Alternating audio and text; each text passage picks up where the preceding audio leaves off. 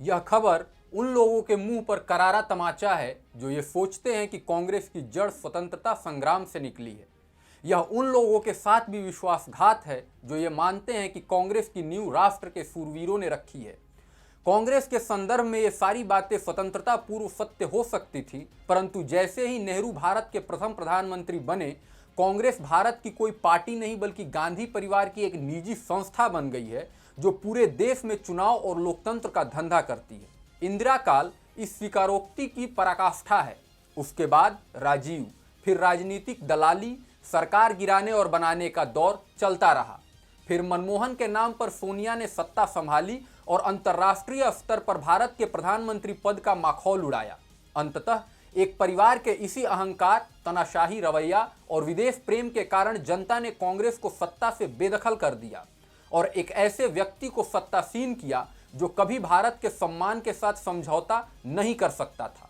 पर फिर भी कुछ मीडिया, गैर सरकारी संस्थान और स्वयं कांग्रेस पार्टी द्वारा शहजादे को देश का महाराज बनाने के हठ के कारण कांग्रेस निरंतर गर्त में जाती रही।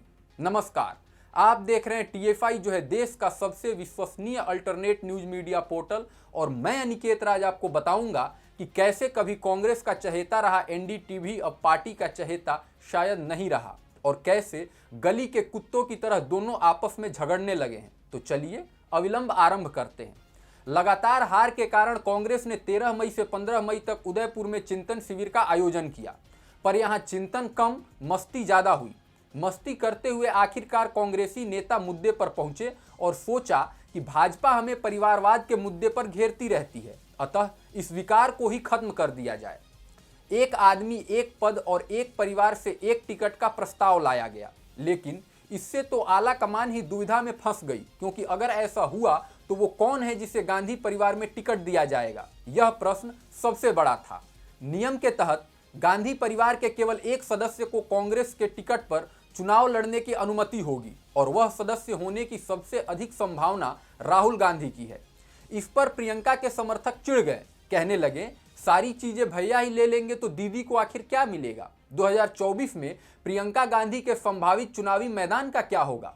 क्या सोनिया गांधी उन्हें बाहर कर रही हैं या गांधी परिवार के लिए कोई अपवाद होगा? निश्चित रूप से राजा अपवाद ही होता है, अतः गांधी परिवार को अपवाद रखा गया।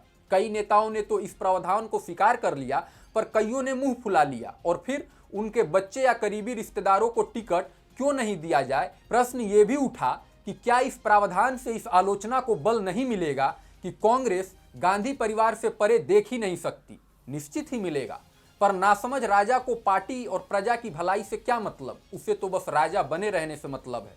अतः तय यह हुआ कि गांधी परिवार अपवाद बनी रहेगी। अगर कांग्रेस के मंत्री संतरी अपने बच्चों को टिकट दिलाना चाहते हैं तो पहले 5 साल की पार्टी की सदस्यता खरीद ले, मेरा मतलब है ले ले।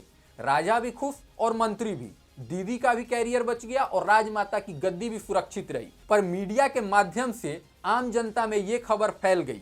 विडंबना देखिए, इस खबर को प्रसारित कर कांग्रेस को नंगा करने का काम उसी मीडिया ने किया जो कभी कांग्रेस की चहेती हुआ करती थी। नाम है एनडीटीवी।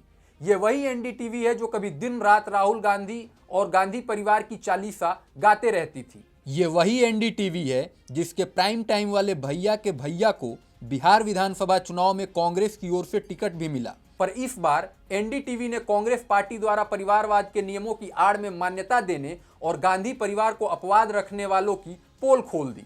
युवराज के इस अपमान से कांग्रेस चिढ़ गई और उसके युवा मोर्चा के अध्यक्ष श्रीनिवास ने ट्वीट करते हुए कहा कि गांधी परिवार को अपवाद की श्रेणी में नहीं रखा गया है, बल्कि एनडीटीवी को एक हिंदी ट्रांसलेटर की आवश्यकता है। उनके कहने का सार था, पार्टी में परिवारवाद बना हुआ है, बस आपको 5 साल के लिए सदस्यता खरीदनी पड़ेगी।